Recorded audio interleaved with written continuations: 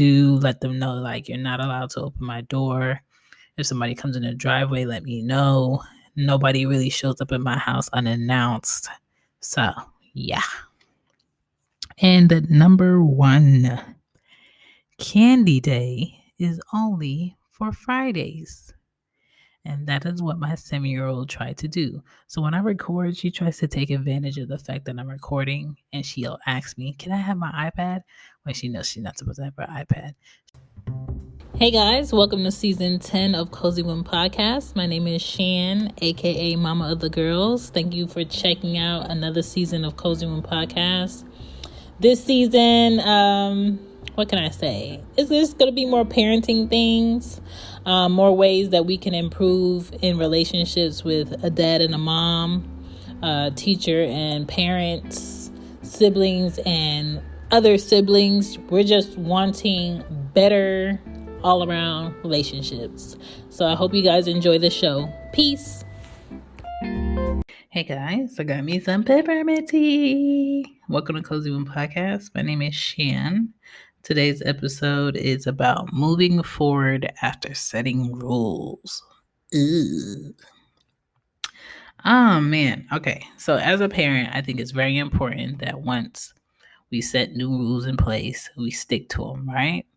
We don't waver. We don't, make a deal with kids. We don't turn it into a back and forth. We're just, these are the rules. This is what you need to do. This is what I won't accept. Done. Understood. And I think a lot of parents may teeter-totter on, am I your friend? Am I nice to you? Do you think I'm cool? Or am I your parent? Should I be strict? Am I not strict enough? And I think it's really about understanding what you do want from your children, being upfront, being direct, simplifying it, and not changing those boundaries and not changing those rules set in place, because rules are set in place to prevent certain outcomes, okay? And just because you do have rules, it doesn't mean it completely blocks out something bad from happening. It just more so prepares your children for it and prevents them from having to deal with a bigger issue. So today we are tackling how to move forward after setting your rules. Hey guys, hope you're enjoying the show. Don't forget to check out teespring.com/stores/cozy womb shop, where you can find hoodies, mama stuff bag, hoodies for kids, fanny packs, mugs, t-shirts for dads, socks for moms, and sweatshirts. All right, I got your merch on there. I also have Mama's Cozy Shop, which is a cozy shop for mama like things. All right, back to the show. Back to the show. I'm ready to speak, but I feel like my trash people are coming down my street, so I'm going to wait. All right, y'all, let's get into these rules right now. Okay, so I'm going to do 10 rules that I have in my house. Your rules might be a bit different, but these are my rules. All right, number 10, be respectful and fair. I'm very big on my children being respectful and fair when it comes to them playing with each other, when it comes to anybody else in the house, especially when it comes to noise, because girls will get loud for no reason in the house. And I believe in inside voices. So being respectful to each other and fair is very important. It just makes a more calmness about the home. Number 9, no running in the house. I purposely put furniture in a way where they cannot run in my house, because I don't want to go to a hospital right now. I don't want to be at the doctor if I don't have to. So putting furniture in a certain way in my house is very important. I have wood floors, so the floor is going to hurt. I have a lot of corners on my walls, so you could easily hit your head. I have glass tables. I have wood tables. I have a fireplace that's covered in big rocks and stones. And I think it's very important for me to be aware of what kids could do if they have the space. And I put my table in my kitchen in a way where they cannot run straight through my kitchen. They will have to walk around. So be intentional about where you put your furniture in the house.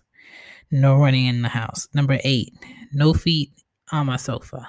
If you teach your kids not to put their feet on the sofa at home, they won't put their feet on the sofa in public or at other people's homes, all right?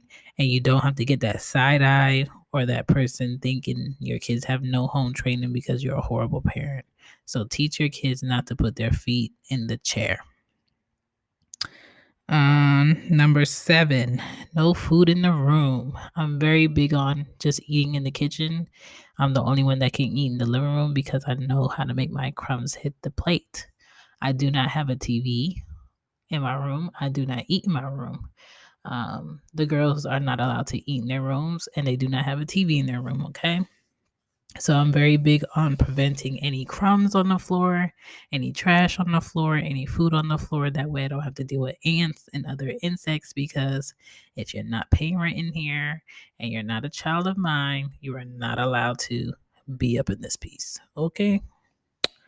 Number 6, no new messes until one mess is cleaned up. So the girls have a toy box in their room. They have a few toy boxes in the living room, and they have an area where they can play.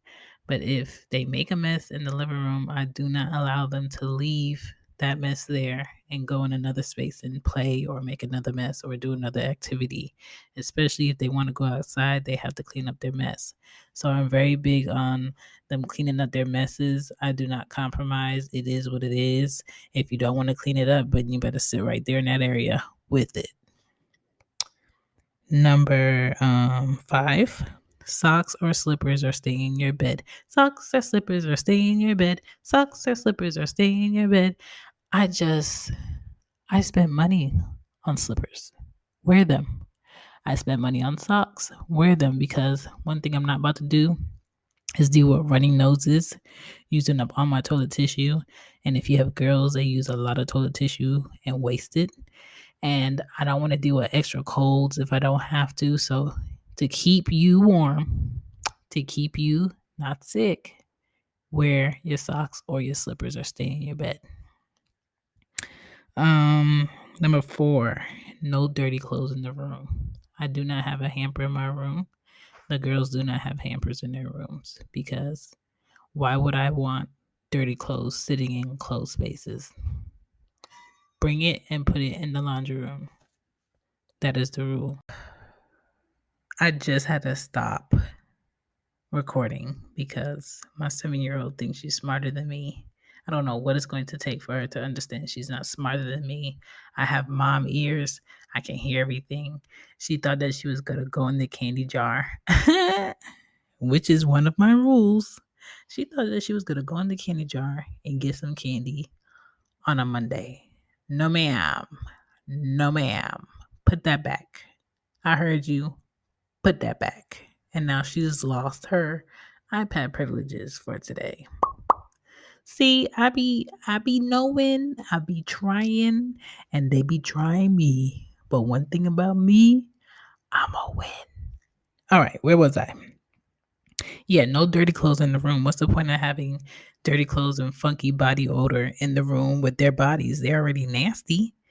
Get rid of the clothes, put it in the hamper that's in the laundry room, and I'll wash it. So no stinky smells should be in the room for no reason. I wash their bed sheets every Sunday, change their pillowcases twice a week. My 7-year-old has to wear deodorant because her underarms are very funky without it. I blame that on the food. And that's just what I'm dealing with right now. Number 3 rule in my house is stop eating like you're the only one in the house. My 7-year-old is having an issue with that also, where she wants to eat everything just because she wants to eat it. She has no regard for anybody else in the house that possibly wants to eat. The other night I cooked pasta, and pasta, I don't know how to measure out pasta, and I don't follow no rules on pasta. If it's in the box, I'm gonna cook the whole box. So I cooked pasta and shrimp, and she decided that she was going to have one helping, two helping, three helpings. And it got to the point where she left me a spoonful of pasta in the container in the fridge to eat, and I did not eat dinner. And I had it. So there were 2 nights last week where she did not eat dinner because she was overeating each of those days, and I had to teach her a lesson. So now, she's monitoring how she eats. So instead of her have 3 waffles in the morning, she's having 2. Instead of her having oatmeal and eggs, she's having one or the other, because your children really shouldn't be consuming eggs every day. It's not healthy. And just teaching her how to have boundaries and portion her food and eating what you need to eat, not what you want to eat. Not having 3 bowls of cereal, having 1 because you're a child. So it's a lot of that going on in my house. Eat as if other people aren't in the house, because there are other people in the house that want to eat. What else is on here? Number 2, do not open my door for any reason. I don't care who it is, unless they have a key. They shouldn't be getting up in here. If somebody's at the door and I'm in the shower, you come get me. Even my 3-year-old knows this. I love my doors of the house because they're locked a certain way where only I or another adult will be able to open it. Even the sliding door is locked a certain way to where they can't open it and go outside if they want to. They would need help. And I love the backyard because it's locked from the outside, where you would need a key to get in the backyard. So even with the girls back there, I feel comfortable with the girls being back there playing. There's no big trees in my backyard. It's clear for the most part. There's a tree at the side, but it's not really that big. There's nothing that they can do on the tree. There are big stones near my room, but I have a huge window where I can see them, so that's fine. But for the most part, I do let them know, like, you're not allowed to open my door. If somebody comes in the driveway, let me know. Nobody really shows up in my house unannounced. So, yeah. And number 1, Candy Day is only for Fridays. And that is what my 7-year-old tried to do. So when I record, she tries to take advantage of the fact that I'm recording, and she'll ask me, can I have my iPad? When she knows she's not supposed to have her iPad. She'll ask me, can I go outside? When she knows she's on punishment. She'll ask me, can I watch TV? I'll turn it down when she knows I'm recording, because she thinks I'm just going to shoo her away. And today she tried me by going in the candy jar while she's supposed to be doing school in her room at her desk and getting a Starburst without me knowing. But I heard it because I got mom ears.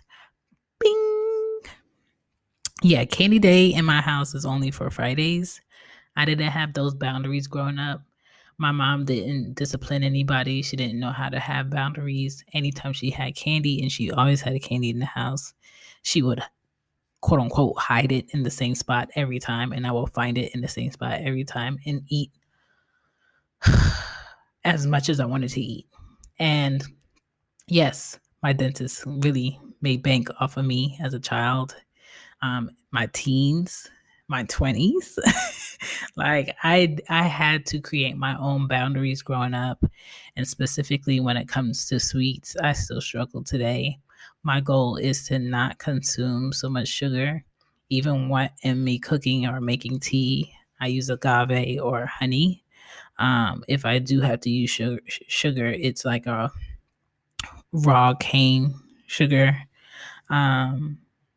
And for my kids, I just try to limit them with sweets as much as I can. I don't buy them candy just because they see it. I buy them candy if the candy jar is low and you still only get to eat it on Fridays. And if you don't listen, you don't get it. And there's no going in the candy dish if you want to go in the candy dish. And those are my rules put in place because I want them to have boundaries. I think kids with boundaries and rules and reason for those rules are better in life. I think that they are more comfortable with authority and boundaries more as they grow. And I wish I had more boundaries growing up, but and not to throw dirt on my mom's parenting, but I needed somebody to tell me no more candy. I needed somebody to tell me you had enough. And my mom was not that. So I'm like that for my kids because I know I'm helping them to become better. And kids need boundaries, kids need rules. And you don't always have to go back and forth with your kids on rules. It is what it is. The older they get, the more that they understand. My 3-year-old just told me I'm the meanest mom ever the other night because I took away her iPad at 7:45 p.m. because it was bedtime. And you're gonna deal with that. Some of your kids are gonna be dramatic. Some of them will be like, okay, here. You know what I'm saying? It's just what it is. And I have two polar opposite girls, and the little one should like hit hard with her words. She gets that from her dad. But for the most part, I think rules are another way for you to show love to your children, based upon your experiences and the things you challenged yourself with growing up. So create those boundaries, have your own rules. What is rules for one parent may not be the rules for your kids. So I wouldn't, ask other people, what are your rules? Do I need those rules? Should I have those rules? Like, your kids, you know what your kids need from you, and you know what your kids don't need. So make your own rules. But moving forward, after you set those rules, you have to stick to it. You can't, switch it up. You can't be nice this week and not nice that week because they will call you out.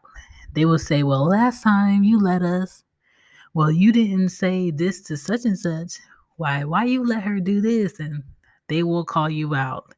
Their memory is like elephants. They remember everything, especially girls. And they are petty, petty, petty. So make your rules, stick to your rules. Don't make them feel like they got one up on you because they don't. And I feel like you'll be fine. But thank you for checking out Cozy One Podcast. I hope this episode helped you. You can find me on Cozy One Pod on Twitter and IG. I am no longer on Facebook. I deleted that. You can also find merch on www.whoisshan.com. That is my personal website where I have the hub of everything I'm dabbling into. So if you go on the shops page, you'll see a whole bunch of shops. Cozy Womb Pod is for the Cozy Womb merch. Mama's Cozy Closet is merch for moms. And everything else if you want to check it out. But I do appreciate you guys for coming to check out the show, downloading the show, and sharing the show. I do appreciate all your DMs that I get from you guys on IG.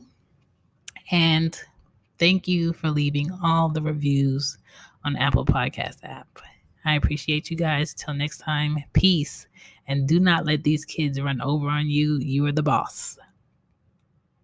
Bye. Bye.